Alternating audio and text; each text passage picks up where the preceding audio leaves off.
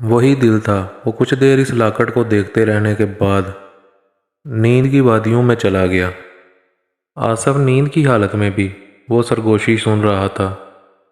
आसफ, आवाज़ उसके कान के बेहद करीब से गुजरी थी। आवाज़ सुनकर उसकी आंखें खुलीं। हवास बेदार होने में चंद लम्हे लगे।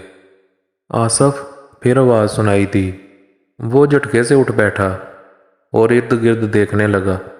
सारे कमरे में सुनहरी रोशनी फैली हुई थी जो इसकी गर्दन में लटकी हुई चेन से निकल रही थी। इसने हरासा होकर लाकड़ को देखा। इसमें जुड़े दिल से हल्की सुरख रोशनी निकल रही थी। मेरे दोस्त, मेरे मोहसन आसफ। अब सुरख रोशनी सुनहरी रोशनी में तब्दील हो गई। आसफ का सारा वजूद कांपने लगा। कौन हो तुम? तुम्हारा दोस्त हूँ। मेरे मोहसन, तुमने मुझे पानी की कैद से निजात दी है। सुरख रोशनी फिर से फूटी जिसमें से आवाज़ उभरी। सुरख और सुनहरी रंगों का फिर इम्तजाज बना था। आसफ का सर चकराने लगा। मैंने? हाँ मेरे दोस्त, मैं कई सालों से इस अज़ियत में था। तुमने मुझे रिहा किया।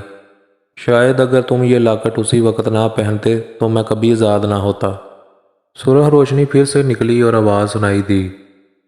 आसफ का खौफ पहले से कुछ कम हो गया था। इसने दिलचस्पी से पूछा, मगर तुम हो कौन और इस लाकड़ में कैसे आ गए? मैं डैरम हूँ, सुरख रोशनी से आवाज़ आई। फादर जैमसन का पुरसरारियत से वालहाना लगाव था। उनका अक्सर वक़्त जंतर मंतर के मुताले में गुजरता। एक दिन उनकी नज़र में कदीम जादुई किताब आ गई जिसमें किसी इंसान के मरने के फ़ौरन बाद रूह को अपने काबू में करने का जादुई अमल था। फादर को इस अमल ने बहुत मुतासर किया, तो वो हर वक्त इस तजर्बे को आजमाने का सोचते रहते। उनका खाना पीना भी तर्क हो गया था। हर वक्त सोचों का महवर वही अमल था। एक रात वो बार बार इस अमल के मंत्र को देख रहे थे जब अजीब से खटके ने उनको चौंका दिया।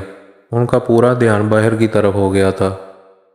एक बार फिर हल्की सी आवाज़ आई तो वो खामोशी से उठे और दबे पांव कमरे से बाहर निकल आए। वो मुख्तात अंदाज में चलते हुए किचन के पास चले आए। उनके अंदाजे के मुताबिक हल्की हल्की आवाज़ें अंदर से बरामद हो रही थीं। एक ज़ोरदार झटके से उन्होंने दरवाज़ा खोल दिया। अंदर एक शख्स मौजूद था। उसके चेहरे पर घबराहट तारी थी। सामने मौजूद शख्स ने घबरा कर पीछे देखा। फादर ने उसे पहचान लिया था। वो घर घर जाकर रद्दी लेने वाला डैरम था। वो भूख की शिद्दत से बेहाल होकर यहाँ आया था।